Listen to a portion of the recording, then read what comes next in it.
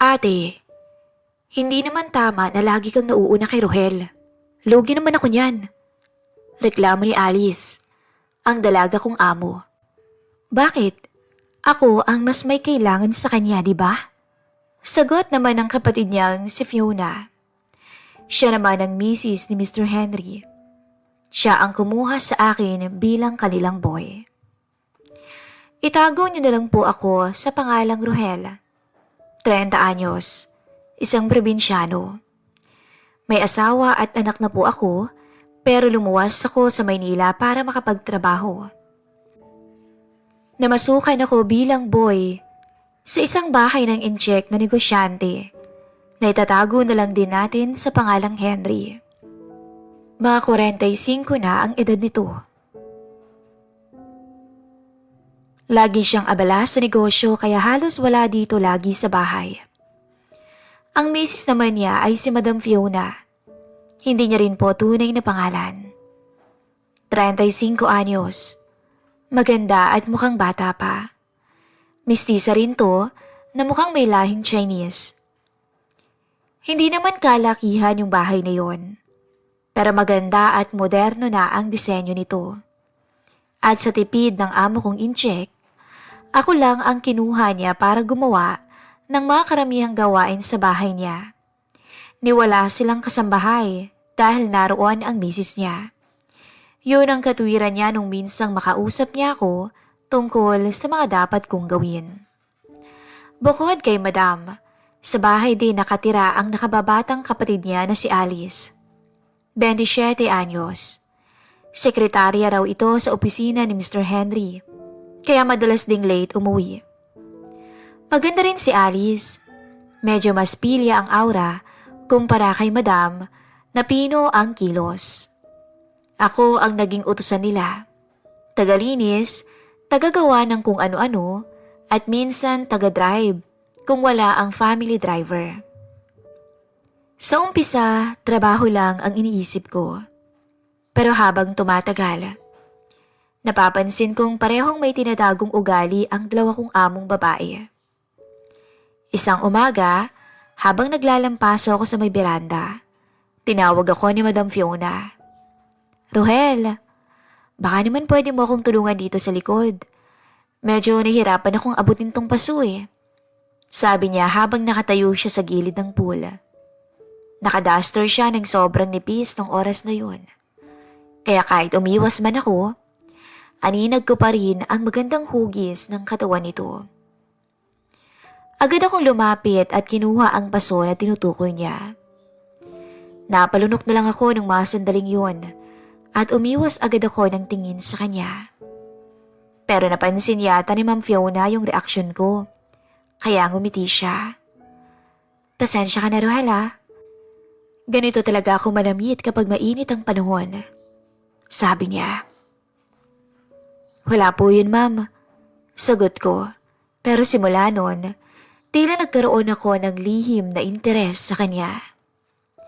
Kinabukasan, si Madam Alice naman ang nakasalubong ko sa may kusina. Nakashort siya at sando. Mukhang galing yata sa jogging. Habang umiinom siya ng tubig, napatingin siya sa akin at bigla na lang tong nagsalita. Rohel? May girlfriend ka ba dito sa Maynila? Nagulat ako sa tanong niya. Oo, wala ho ma'am. May asawa at anak na po ako sa amin sa probinsya. Pagkasabi ko noon, bigla siyang lumapit sa akin na halos magdikit kaming dalawa. Ganun ba? Sayang naman. Bulong niya sabay kindat bago tumalikod. Natulala na lang ako nung oras na yon.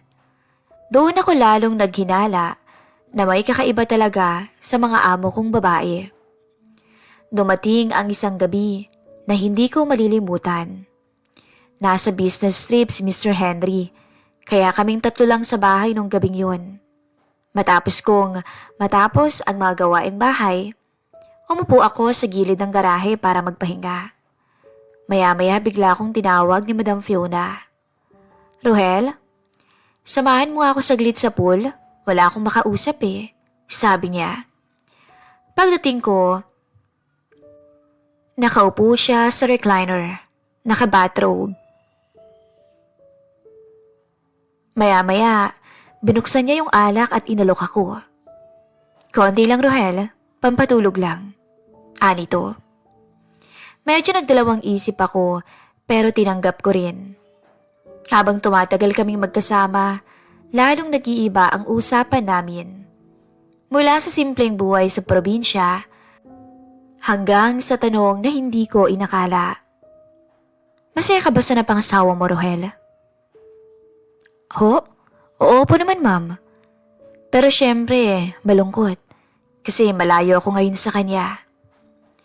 Napatingin siya bigla sa akin. Tapos ngumiti. Alam mo, Rohel, minsan, kailangan din natin ng kasama, kahit pansamantala lang. Kinabahan ako bigla sa sinabi niya. Hindi pa man niya sinasabi ng direkta, alam ko na ang ibig niyang sabihin. Ilang minuto pa, biglang dumating si Madam Alice. Naka-nighties lang to at halatang bagong paliko. Ate, uy, mukhang may inuman dito ah. Pasyat din ako ah. Piling sabat niya. Lumapit siya at naupo sa tabi ko. Habang nagbibiroan silang magkapatid, hindi ko maiwasang mag-isip ng kung ano. Hanggang sa bigla na lang sumandal si Alice sa balikat ko. Ate, bagay pala kay Rohel maging bodyguard mo eh. Ang ganda ng tindig eh. Oo nga. Pero baka may mang-away pa sa atin dahil dito. Sagot ni Madam sabay tawa. Siguro'y si Sir Henry ang tinutukoy niya. At nagkatinginan silang dalawa. Tapos sabay silang tumingin sa akin. Para bang may sinasabi silang hindi ko nalalaman. Makalipas ang ilang araw, lalong naging alanganin ang sitwasyon ko sa bahay. Bigla na lang kasi akong pinatawag ni Fiona sa kwarto niya para mag-ayos ng mga kalat. Paglingon ko, nakahiga siya sa may kama at nakatingin lang sa akin. Rohel, pwede bang huwag mo na muna akong tawaging ma'am kapag tayong dalawa lang? Bigla niyang bungad. Ho? Ano pong itatawag ko? Di Fiona na lang. Doon tuluyang nagbago ang lahat sa pagitan namin ng asawa ni Mr. Henry. At isang hapon naman, si Ma'am Alice naman ang tumawag sa akin sa may sala. May pinapabuhat siya. Pero sa bandang huli, hindi pala yon ang pakay niya. Habang magkausap kami, bigla siyang lumapit at bumulong. Rohel, wag mong kalimutan, hindi lang si ate ang amo mo, okay? Sabi nito sabay ngiti bago umalis. At naiwan akong tulala. Pagkatapos ng gabing yon, hindi na naging pareho ang pakikitungo sa akin ni Madam Fiona at ni Ma'am Alice. At ako naman, kahit pilit umiiwas, nadadala pa rin sa ganda nilang dalawa. Isang umaga, habang naglilinis ako sa labas, lumapit si Fiona. Naka-short siya at puting blouse na loose. Rohel, ang aga mo namang nagising. Hindi ka ba napuyat? Tanong niya habang naglalakad palapit. Sanay na po ma'am, Fiona. Sagot ko. Buti naman at natatandaan mo. Mas bagay na tinatawag mo akong Fiona. Kasi naman ho, kayo po ang amo ko. Lumapit siya at bumulong sa tenga ko. Amo mo nga. Pero pwede naman nating kalimutan yun kung game ka, Rohel. Napatigil ako sa pagwawalis. Hindi ko alam kung paano sasagot sa sinabi niya. Hindi ko na itanong kung ano bang ibig niyang sabihin. Pero mukhang nakuha ko ang nais niyang ipahiwatig. Kinagabihan, nasa kusina ako at naguhugas ng plato nang biglang dumating ang dalagang si Alice. Naka-t-shirt ito ng manipis at basa pa ang buhok galing shower. Rohel, ikaw na naman ang mag-isa dito? Hindi ka ba naboboring? Hindi naman po, ma'am. Sanay po ako. Lumapit siya sa akin at sumandal sa lababo. Nahalos katabi ko na talaga siya. Alam mo, bilib ako sa'yo. Kung ibang lalaki ka siguro, baka sumuko ka na sa ate ko. Po? Ano pong ibig niyong sabihin? Tanong ko pero hindi niya ako sinagot. Ngumiti lang siya bago naglakad palayo. Makalipas ang ilang araw, magkasabay ulit kami ni Fiona sa beranda habang nagkakape siya. Tinanong niya ako bigla. Siguro may babae ka dito sa Maynila, Rohel, no? Tila biro niyang sabi. Wala po, ma'am. Tapat po ako sa asawa ko. Talaga ba? Paano kung may babaeng kusang lumapit ngayon? Yung tipong hindi mo kayang tanggihan. Siguro, may hirapan po akong umiwas, Fiona. Napangiti siya sa sagot ko. At least honest ka, sabi niya. Sa bawat pag-uusap naming dalawa, lalong nagkaroon ng tensyon sa pagitan namin. At hindi ko alam kung hanggang kailan ito magpapatuloy. Isang hapon, nag-aya si Alice na manood kami ng pelikula sa sala, habang wala si Fiona at ang asawa niya. Naupo siya sa sofa, ako naman ay sa gilid lang. Pero makalipas ang ilang minuto, bigla siyang lumapit at sumandal sa aking balikat. Kuya Rohel, huwag ka nga mailang, para ka namang iba sabi nito. Baka ho kasi maabutan po tayo ni Madam. Huwag kang mag-alala. Gabi pa yun makakauwi Tsaka hindi mo ba napapansin? Pareho kaming interesado sa'yo. Natigilan ako at nagtaka nang sabihin niya yon. Pero ilang sandali lang, napansin kong lalong dumiin ang balikat niya sa braso ko. Pero dahil sa takot na baka masisante, pinili kong tumayo at umiwas alang-alang sa pamilya ko. Maglilinis lang po muna ako sa garahe, Ma'am Alice. Makapagalitan ako ni Sir kapag maabutan niyang marumi yung sasakyan niya. Natuwa lang siya sa naging reaksyon ko bago ko umalis. Pero inaamin kong buong gabi, iniisip ko yun. Hindi ko na rin alam kung saan ako lulugar sa bahay na iyon. Parang naging laruan ako sa pagitan nilang magkapatid. Tila sinusubok nila ako kung hanggang saan ang kaya kong tiisin. Pero dumating yung araw na tuluyang nalagay na ako sa alanganin. Tandang-tanda ko pa. Gabi yon at umuulan ng malakas. Wala si Sir Henry dahil nasa out of town meeting. Ako lang at ang magkapatid ang nasa bahay. Habang naglilinis ako ng kusina, narinig ko si Madam Fiona na tinawag ako. Rohel, halika nga dito sa kwarto saglit. Nang marinig ang boses ni Fiona, agad akong pumunta. Pagbukas ko ng pinto, nakita ko siyang nakaupo sa gilid ng kama. Suot ang silk na nighties.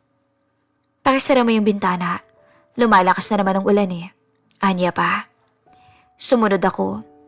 Pero ramdam ko yung kaba ng mga oras na yon. At hindi ko maiwasang mapansin ang malaporsilanang hita niyang nakalitaw sa suot niya. Salamat. Sabi niya nang matapos ko yung inuutos niya. Pero hindi pa ako nakakaalis nang bigla siyang nagtanong. Rohel? Tanong ko lang, kailan ka huling niyakap ng asawa mo? Matagal na po, Fiona. Umiti siya at sinabing, alam mo ba, minsan naiinggit ako sa mga simpleng mag-asawa lang. Kasi kahit wala silang masyadong pera, at least magkalapit lang sila. Dito kahit nandito ako sa magandang bahay, laging wala naman ang asawa ko. Pagkasabi niya noon, lumapit siya sa akin. Minsan kasi, kailangan ng tao na maramdaman na may nagpapase sa kanila. Yung kahit sandali lang. At nagulat na lamang ako at tuluyang natulala nang kalasin ni Fiona ang suot niya sa harapan ko. Hanggang sa namalayan ko na lang na yumakap siya sa batok ko at hinila ako papalapit sa katawan niya. Doon, unang may namagitan sa amin ng misis ng aking among incheck. Hindi ko talaga malilimutan yung maganda niyang mukha habang nagpapakasasa kami sa bawal na sandali. Halos ayokong bitawan at pakawalan ni Fiona nung gabing yun. Mabuti na lang, nakatulog siya sa pagod, kaya nakaalis ako sa kwarto niya. Paglabas ko, halos hingal pa rin ako. At sa hallway, hindi ko inaasahang makakasalubong ko naman si Ma'am Alice. Nakashort siya at sando. Parang hindi malang alintana ang lamig ng ulan.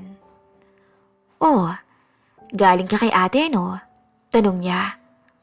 "Po, pinasara lang po niya yung mga bintana." Sabi ko. Talaga lang ha?" Bulong niya. Napatingin ako sa kanya na tila kinabahan. Pero siya, ngumiti lang at saka tuluyan ang naglakad papalayo. Kinagabihan, habang nakahiga ako sa maliit kong kwarto, paulit-ulit kong iniisip yung nangyari sa amin ni Fiona.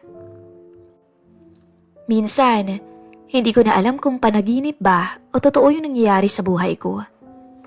Isang ordinaryong boy lang ako pero heto, nasa gitna ako ng dalawang amo kong babae. Biyernes ng gabi, hindi ko inasahang mag-aaya si Madam Fiona ng konting inuman sa loob ng bahay. Sabi niya para daw ma-relax kami at makalimutan muna ang stress. Nasa out of town pa rin si Mr. Henry ng araw na yun, kaya kaming tatlo lang. Ako, si Madam at si Alice. Sa una, tahimik lang akong tagabukas ng bote at tagabigay ng pulutan. Pero habang lumalalim ang gabi, tila nag-iiba ang sitwasyon. "Rohel?" Bunga ni Alice. Habang nakasandal sa may sofa, medyo namumungay na ang mga mata nito.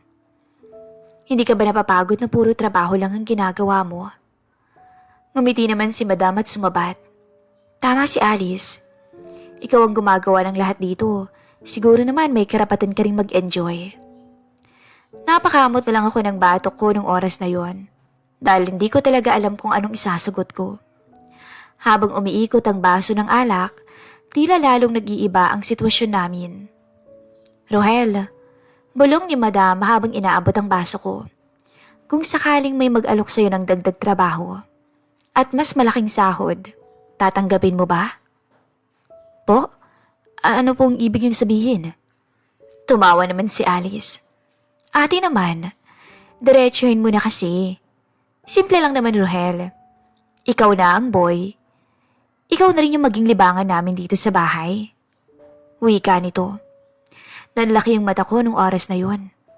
"Grabe naman ho kayong magbiro," sabi ko. "Hindi ito biro, Rohel. Seryoso kami ni Alice."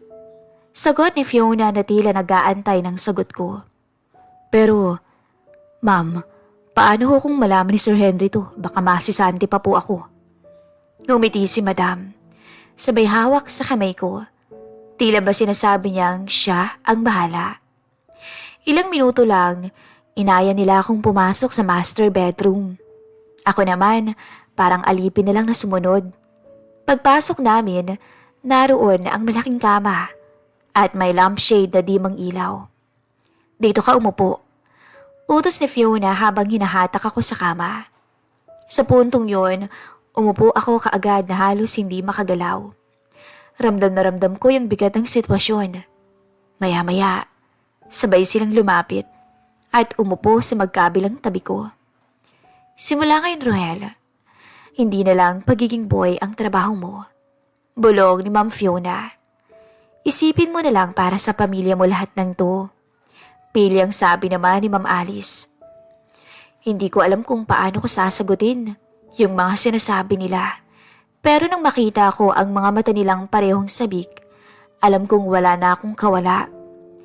Tumango na lang ako nung oras na yon bilang pagsang-ayon sa nais nila. Inisip ko rin yung dagdag sahod dahil para sa pamilya ko yun. At maya-maya nga, nagkatinginan silang magkapatid at sabay na napangiti.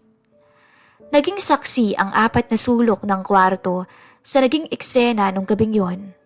Parehas kaming uhaw. Pare-parehas kaming uhaw. Gigil at halos walang pahinga.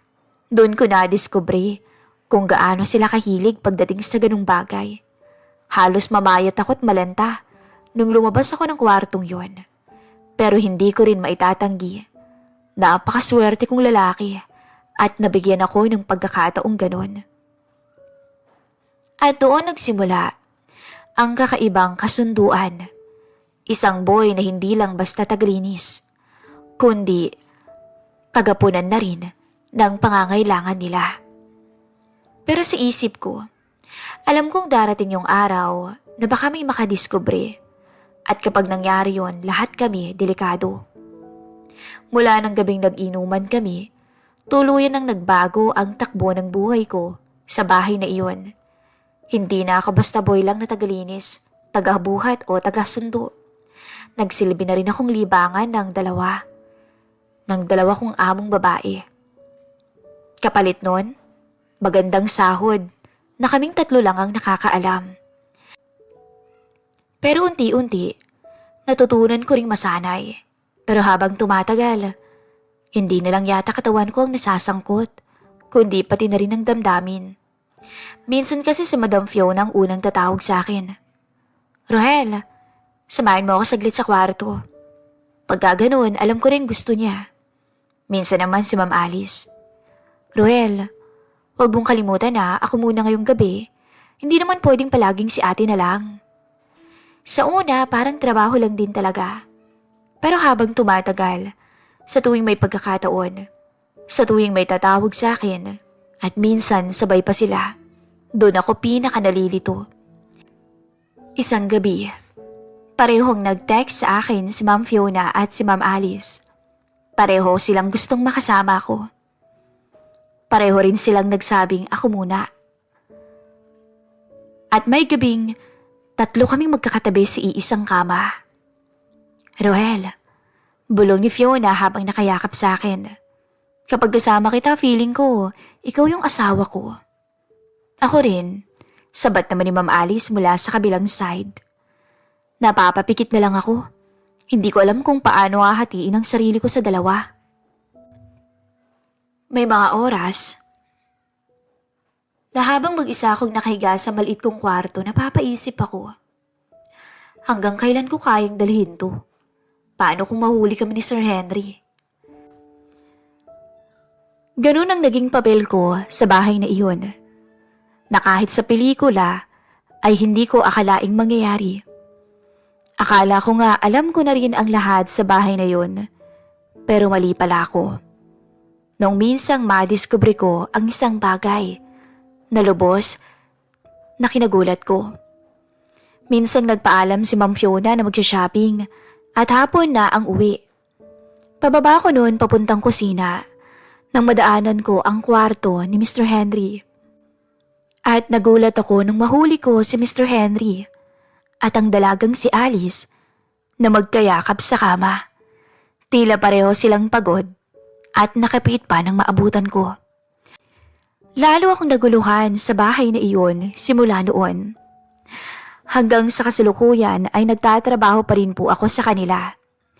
At alam kong hindi normal ang napasok kong trabaho. Sa ngayon, nananatiling lihim ang lahat sa bahay. Nakakapagpadala rin ako ng mas malaking halaga sa pamilya ko sa probinsya. Pero nitong mga nakaraang linggo, napansin ko, pinaiba ni Mr. Henry ang mga CCTV sa loob ng bahay. Naisip ko, baka may duda na rin kaya siya sa akin. Kung kayo ang nasa kalagayan ko, ano kayang mainam na gawin? Hanggang dito na lang po muna. Maraming salamat po at lubos na gumagalang, Rohela.